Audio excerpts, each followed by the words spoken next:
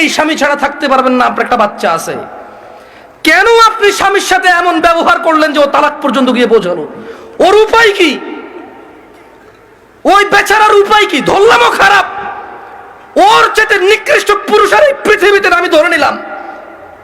আপনি যদি ওর সাথে এমন ব্যবহার করেন যে ও তালাক দেওয়া ছাড়া রেখে উপায় নাই, একটা ঘরে আগুন লেগে গেছে, বের হবে না মানুষ?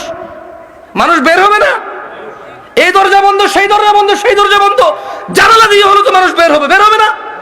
তা আপনি এমন এক সংসারের মধ্যে কেরেঙ্গাল লাগাই দিয়েছেন, কিচ্ছা কাহিনী লাগাই দিয়েছেন, এমন এক অশান্তি লাগাই দিয়েছেন, ও আর তালাক ছাড়া বেরোতে পারছে না এখান থেকে। এমন করলেন কেন? এই যে এখন কান্নাকাটি করতেছেন, এমন করলেন কেন?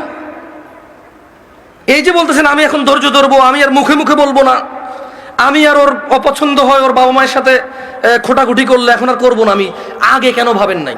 আমি আমার বোনদেরকে বলবো, তোমার স্বামী আছে, ওকে গুরুত্ব দাও।